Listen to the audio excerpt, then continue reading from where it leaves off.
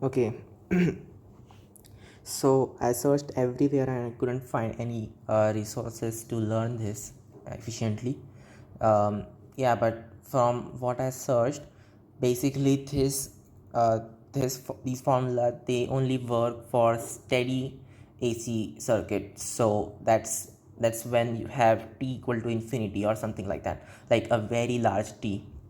So in that case we can use this method which I'm about to tell you. So some of these things you might be remembering from what you have learned a little, if you have, of course. So yeah, so let's start with the solution to a second order linear differential equation. So now when I say linear, I should specify what functions we have, but really it's just all constants other than the function without any y in it. So the differential equation looks like this: x x double dot, that means second derivative of x, minus alpha plus beta x dot plus alpha beta x. So alpha beta, these are like the roots of the characteristic equation that you solve for solving a second order differential equation. So yeah, and this c, it's a function of time. So you can see how this goes. You can derive this by yourself, it's not that hard. And then you have to use integration by parts over here to go further and get this formula. So yeah, and we will talk about the case when c is a e power I omega t. So yeah, so like that's basically going to be useful in AC circuit because our voltage is a sinusoidal function. So we will be using this phasor thing to model that. So yeah, just putting that into this thing, this formula, you get this. And by the way, these integrals, these are indefinite, and that's why you have to put these c1 and c2 over there. But thankfully, since we are having t equal to infinity, and since uh, for the actual equation that we will have for the circuit, your alpha and beta will both be negative, or I should say like their real parts are both negative. So in that condition, this term over here, this will go to 0 as t gets very large. So yeah, we don't have to worry about that, and you can just, for steady state, you can have this equation which is written like this. It looks much cleaner. So c equal to I omega minus alpha into I omega minus beta.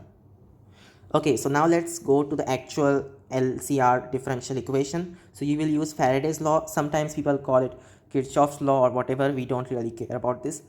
So it says that integration EDL, that's the voltage drops, is equal to negative d flux upon dt. So this flux is of course the magnetic flux, and majorly it comes from the inductor. So yeah, using the properties of these components, you can write this equation, and then converting this from current and charge to just charge, you get this equation. And then we will compare this to the general equation that we got. Yeah, and then you have to use the fact that voltage varies as a sinusoidal function, so you can write voltage as a phasor, right? So I know this is kind of cheating, that instead of writing as a completely real value, you are writing it as a complex value, but it will ease up the calculation. So if you don't know what this is, what phasors are, just search it up, it's very useful. So I recommend searching it up. Yeah, so you can write V by L as V naught upon L, where this V naught is the amplitude, times e power I omega t. So of course it's imaginary part, that's going to be sine omega t. So like V naught sine omega t, that should be V instead of this thing, but you get it. We can do it, right? So it's not a problematic thing. All right then. Uh, so yeah, we can use that formula to find the value of q as a function in t. And oh yeah, actually we can just use that equation directly, right? So this equation, x equal to c upon I omega minus alpha I omega minus beta. So we can relate q and v from that.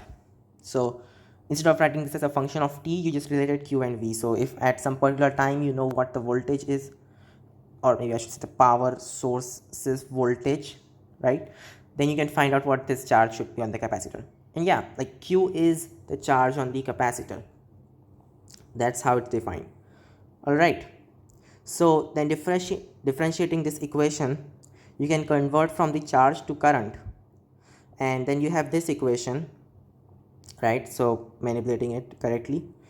And you have this thing V equal to I times some constant which is dependent only on the circuit and not on time. Of course it's constant, so it should not depend on time, but you get it, right? It's not dependent on anything that can possibly vary under circumstances of, yeah, like we are talking about steady state, but you get it what I'm saying.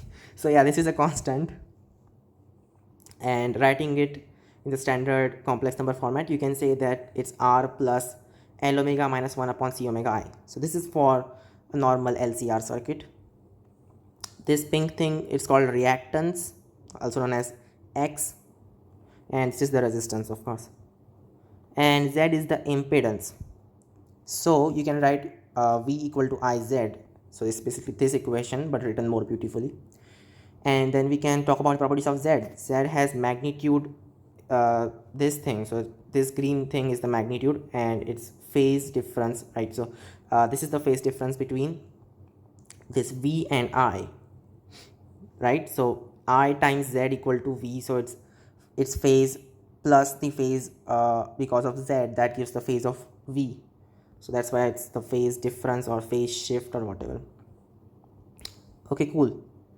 So in general, for any component of a steady state current, we can use this thing. We can use V equal to Zi, where this V would be the voltage drop across that component. Now this is also for inductors, even though it's technically not correct to say there's a voltage drop or something like that, because it's like magnetic field involved in it and non-conservative stuff. But you get it. For the sake of solving the problem, you can assume that, okay, so inductor is just a component and the voltage drop across it is just Z times I, and you will find out how to calculate Z for inductors through other resources. So yeah, that's it. That's how we can use it. So when I say component, it's not power source. For power source, this V is basically already given to us. So yeah, that's it. It was that easy, but the information was like, I just couldn't find it correctly anywhere, and I had to search up a lot of sites to find this much of information. So yeah, okay, I will see you in the next video.